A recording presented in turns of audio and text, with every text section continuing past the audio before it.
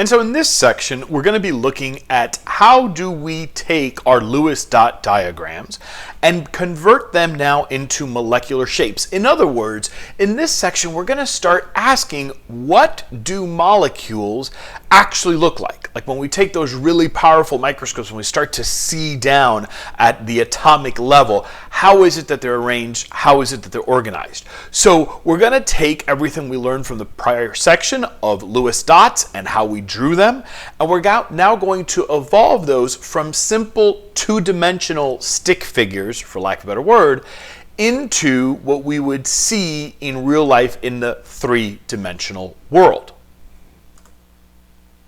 And so to jump back in, I want to look over here at carbon dioxide. And if you recall, carbon dioxide was a covalently bonded compound where the central carbon created a double bond between the oxygen over here on the left and the oxygen over here on the right. Now, what I really want to focus on is not so much the oxygens. Instead, I want to spend some time looking and focusing on this central carbon. Because the question I want to ask is, how is it exactly that the carbon is sending out its electrons? Now, before I drew this Lewis dot, I probably would have had something that looked more along the lines of what we have down here. In other words, I would have the individual dots representing the electrons of carbon and the oxygens. Now again, the oxygens are not complete. But what I notice here is that when I look at this central carbon, I see that that central carbon is sending electrons to the left, and it's sending electrons to the right.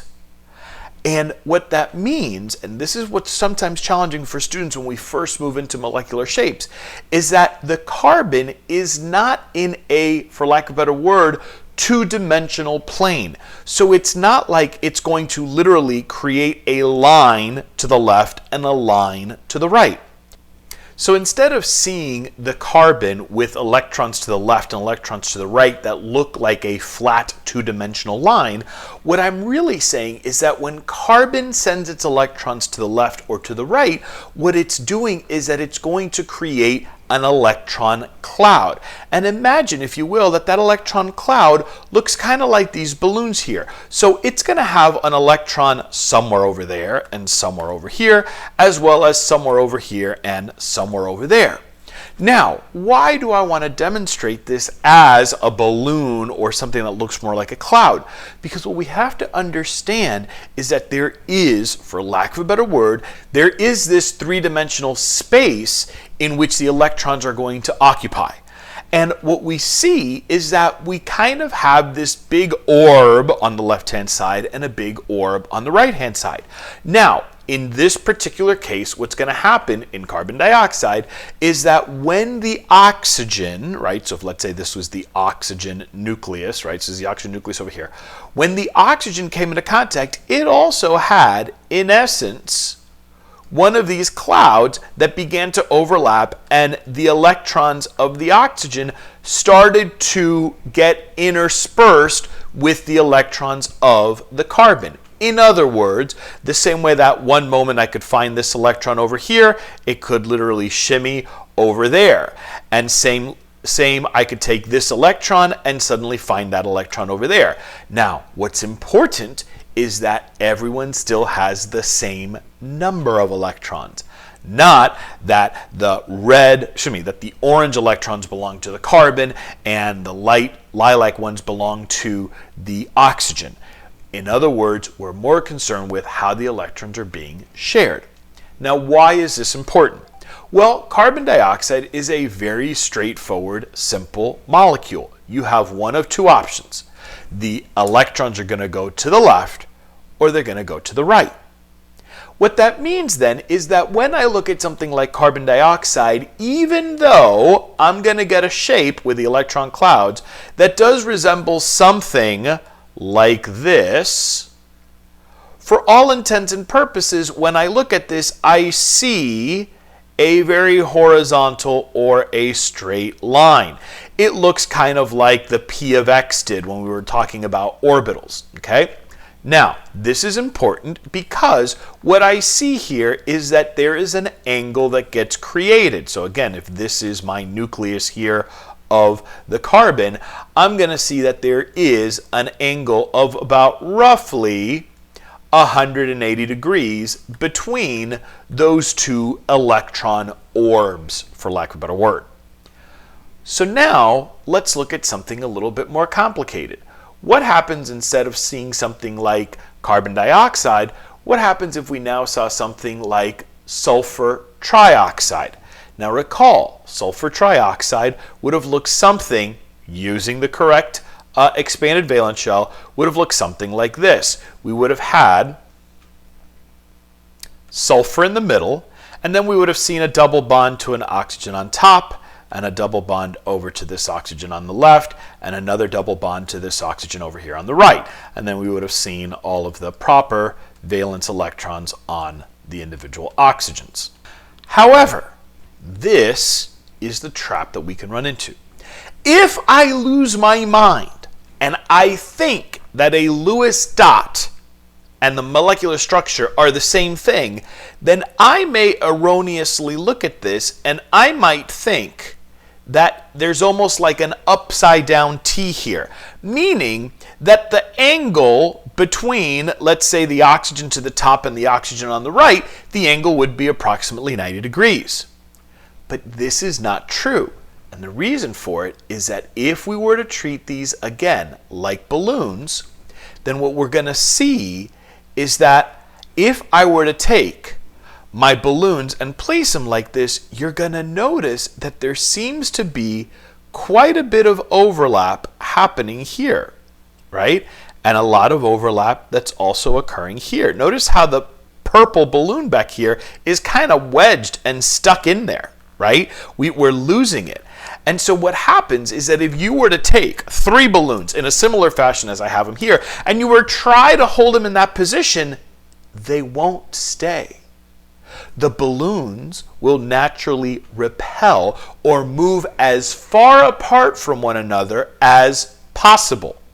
And when they do that, what we see is that instead of having what would look like an upside down T, we now have something that looks more like this, where what you notice is that we have, in essence, a triangle being formed.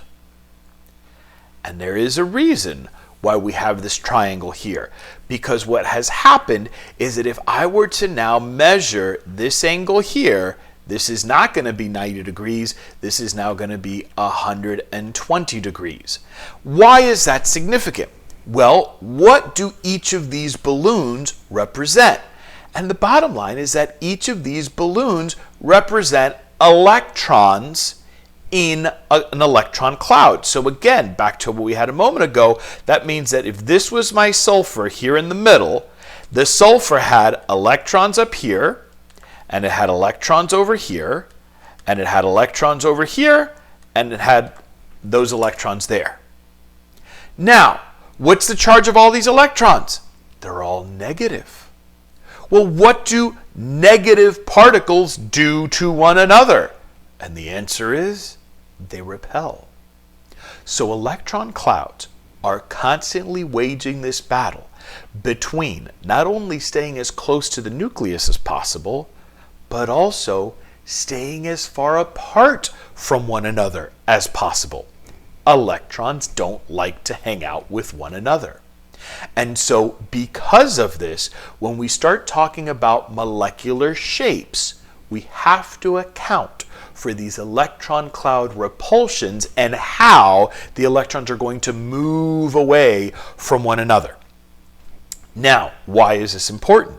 Well, so far, we've talked about, in essence, two-dimensional shapes. What do I mean by that? Well, if I come back over here to my sulfur trioxide, when I drew it, if I now draw the Lewis dot a little bit more accurately, I might see a Lewis dot that looks like this, right? So this is still, in theory, going to be a two-dimensional molecule. And the reason why I say it's a two-dimensional molecule is because if you look at this closely enough, I still see our triangle. And since I still see a triangle, I could say that the triangle exists on a singular plane. So this would still be a two-dimensional molecule. Now, why is this still okay? Well, because again, if I go back to what we said a moment ago, this angle between my oxygen, sulfur, oxygen is still 120 degrees. And that's a rather large angle. It is not as large as what we had earlier when we were looking at 180 for the carbon dioxide, but there's still a lot of distance or a lot of spacing between the clouds. However, the real question then is, well, what happens when I have something, let's say, sake of argument, like methane? So if I look at methane, CH4, and I draw the Lewis dot of methane, I'm going to put carbon in the middle, and I'm going to send one hydrogen up here, and one hydrogen over here, and one hydrogen over here, and one hydrogen over here. Now again, there's nothing wrong with this Lewis dot. It is perfectly correct, and everyone would agree with it. But the trap is that if I suddenly go unconscious, I might look at this and think that, I don't know, maybe this is a square, right? I might do that. That would be incorrect. That is not true. Or let's say if I asked you, well, what are the angles? I might do something like this and think, uh-oh, the angles are again at about 90 degrees. Let's pretend that I could draw straight lines, right? And what did we say? We want to maximize the distance between those electrons. 90 degrees, I'm wondering if we could do better. And the answer is we can. See, the problem is that methane is not a flat molecule. Methane is definitely going to be three-dimensional, and it's going to look as follows. This is known as a tetrahedral configuration. And so what you should notice, and the reason why I've kind of drawn each of the electron clouds a different color, is you should see that there is now some three-dimensional spacing, meaning that you have in the front this yellow one here and this light blue one over here, right? And then if these are sticking out, let's say towards you, away from your computer screen, then this pink one that I have up top is kind of on the same plane as your computer screen. But back here I have this red one, and this red one isn't lost, it's just going into your computer screen. And so what happens is when I look at this, this is going to be known as a tetrahedral configuration. And the reason for it is that it's almost like down here, you can kind of see this triangular base being formed. And if I made this triangular base, then to get to the top, it's almost going to start to look a bit like a pyramid.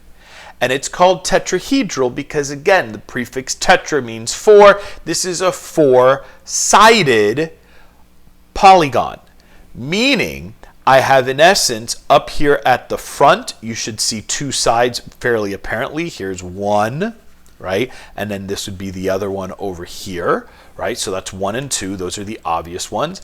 And then if you think about it, in the back, this whole back area over here, there's number 3. And finally, down at the bottom, the triangle down here, this would be my 4th side.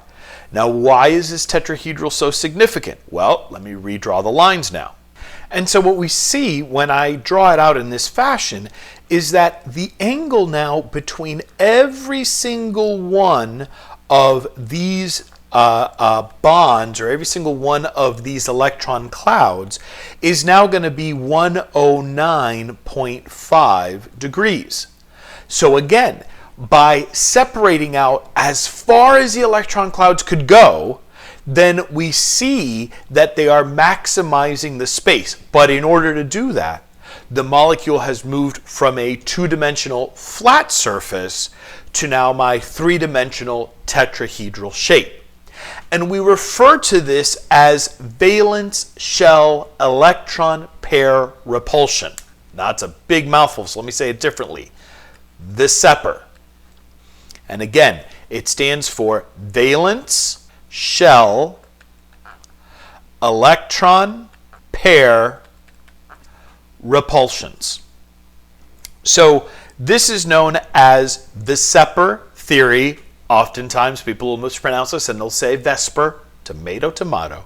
But this Vissepper theory is the reason why our electron clouds are going to move as far apart from one another as possible. It's literally there in the name.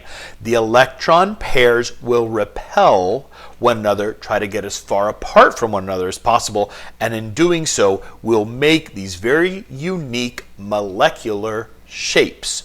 And that's what we're going to move into in our next episode. So we take it one step at a time, one tick at a talk, and you'll be there in virtually no time.